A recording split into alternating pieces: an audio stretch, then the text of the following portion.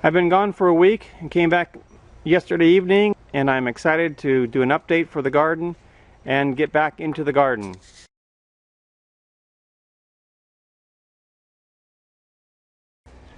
My wife just harvested her beets and she's getting the bed ready for bush beans.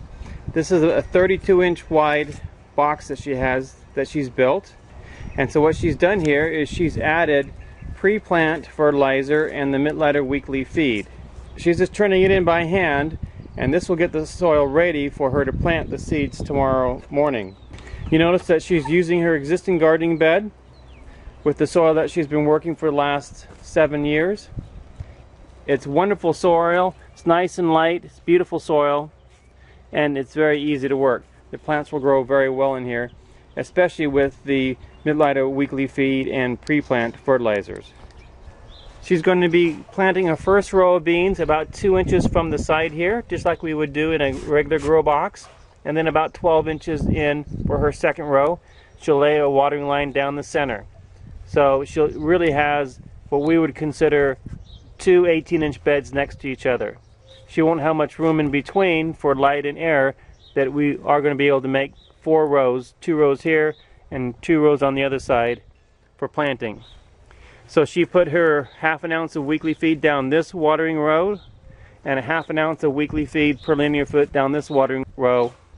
And she also added 1 ounce of pre-plant fertilizer down this side and 1 ounce of pre-plant fertilizer down this side on this watering row. A couple of months ago, after she saw me bringing in all the bushels and bushels and baskets of produce, she decided to start using the Mittleider weekly feed and the pre-plant fertilizers. She's been a gardener for 30 years and is a certified master gardener, but is getting better yields than ever before and is more excited about gardening this year than ever before, because she now knows without any guessing that her plants are getting all the nutrients that they need. No more guessing how much they're getting from compost, manure, or mulch. We know exactly they're getting properly fed. So after feeding her beets for a couple of months with the Mittleider weekly feed, you can see some of the production that she's gotten here. This is one giant beet here. Here's another one, just absolutely huge. And you can see she's got a basket full. We'll be canning these, we meaning she, later on today after she gets them cleaned up. But these are some great looking beets. There are some smaller ones here, probably because they were blocked by the sun. If she had thinned the greens sooner and more often, then these probably would have been larger too. But a very good harvest of beets, which she loves, and she'll be able to enjoy these for quite a while because she's canning them. Again, another great testament on the productivity of the Mittleider gardening method and feeding the plants exactly what they need. What they need is nutrients, they need minerals, and that's exactly what's in the weekly feed.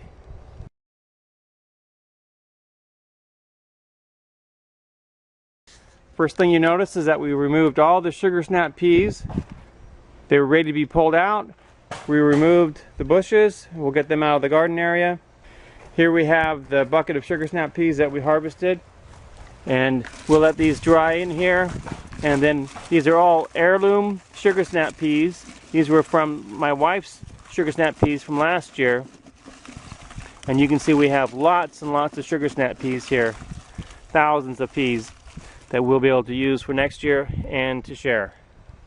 So I'll get this side of the 4-foot wide grow box prepared with pre-plant and weekly feed and get it ready to put in the cantaloupe and beans and the other things that I'm planting over here. Even though it's only been a week, the suckers on the tomato plants have been growing strong and healthy, and they do not take long at all to really get growing big and take a lot of resources out of the plants. So make sure that you're in your garden weekly to take care of those suckers and keep your plants clean and healthy. I am excited to see that we've got tomatoes on the plants. They weren't here when I left a week ago, and we've got a large variety of tomato plants here, and several of them already have tomatoes on them. As you can see, I've been wrapping the tomato plants with the twine to give them support as they grow. And in 1 week you can see how far this plant has grown. That's at least 12 inches in 6 days. So I need to come back through all the tomatoes and all my vining plants and get them supported with the twine. I am now watering twice a day for 2 minutes. Here's my moisture meter in the ground. I highly recommend you get one. This lets me know if there's enough water in the soil. Another easy way to do that is simply look at your plants. If they're starting to wilt, that means they need more water. But for right now, beginning of summer, end of spring, 2 minutes a day in the morning and 2 minutes in the afternoon seems to be working quite well. The onions are doing amazingly well. We've got onions the size of baseballs in here. This particular onion green here is over 4 feet tall.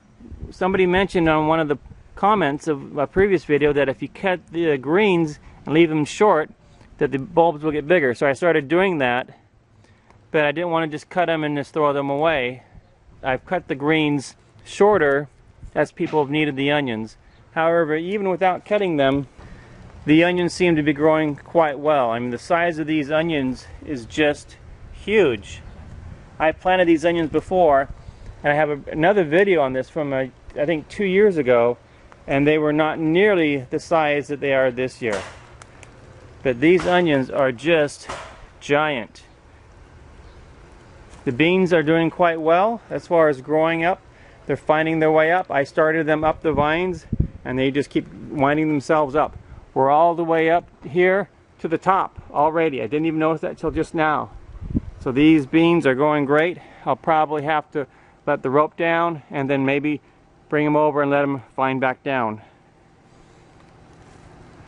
Those are Kentucky Wonders. It's a great green bean plant there. The watermelons have really taken off. This one here was 18 inches or longer, was laying on the ground from where I had tied it up last time.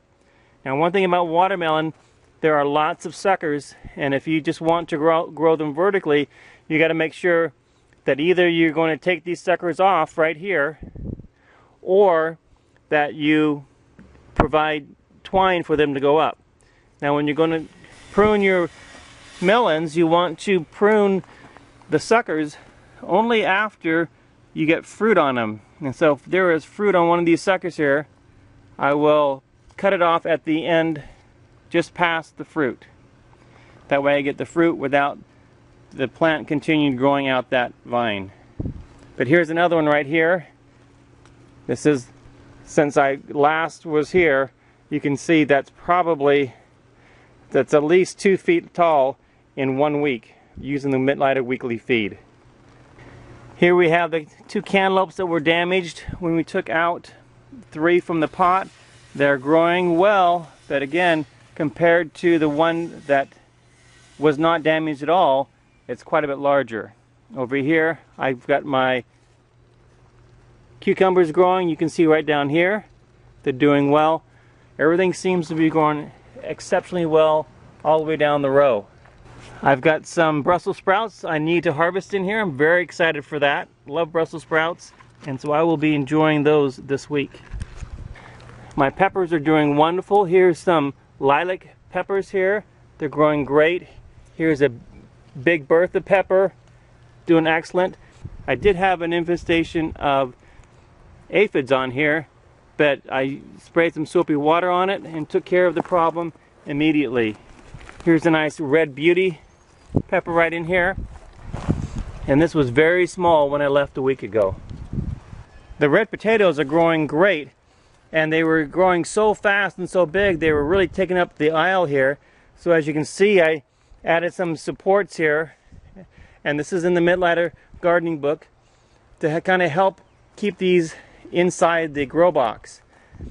They're huge. They're probably, some of them are 2.5, 3 feet tall, and I'm just trying to corral them so they don't take over the whole area. I'm very much looking forward to harvesting these potatoes at the end of the season, see what kind of harvest I get. But they were all the way over here into the sweet potatoes and covering them up. And so on this side here also, I have a string in here. You can just barely see it, to keep them up out of the way from the sweet potatoes. I'm very pleased with the sweet potatoes. These were the ones here on the end that had little or no roots at all when I took them out of the jar and put them in here. They really needed to be watered 2 or 3 times a day. They wilted much faster than those that had a lot of roots. Now the ones that had lots of roots didn't wilt at all, and you can see these are growing fantastically well. I'm very, very pleased. Bug-free, disease-free, growing well, and hopefully they're putting out potatoes underneath. Again, with the potatoes, we do not need to mound them in the Mittleider gardening method at all. No need to do that. These plants will cover this whole area, keeping the sun off the potatoes, but most of the potatoes will be growing underneath the ground. I planted these 3 inches deep, and I planted the seed potatoes 1.5 to 2 inches deep. And there, as you can see, there's plenty of coverage to keep the sun off of any potatoes that might pop up, but most of those potatoes are going to be growing down as far as 8 inches into the ground. My strawberries are still producing great strawberries. I'm not really excited about this variety, so again, I'll have to determine at the end of the season whether I'm going to plant this again or put in a different variety. Here are the red onions, quite cool. They're doing much better since I gave them some nitrogen a few weeks ago. They've greened up and are doing very well. I'm happy with that. Here's my little garden of Eton. I couldn't be happier with the results. My wife said she is more excited about gardening this year than she's ever been before, using the Mittleider method and the principles taught by Jacob Mittleider, because it's so much less work and so much more productivity. To learn more about the Mittleider gardening method, please check the link below this video. If you want to have a very healthy and productive garden, please start using the Mittleider gardening method and the weekly feed and fertilizers that you mix yourself, which will save you a lot of money. This is LDSPrepper reminding you, if you are prepared, you shall not fear. And if you want to be prepared so you know how to grow food quickly, easily, with high production and healthy food, start learning the Mittleider gardening method today.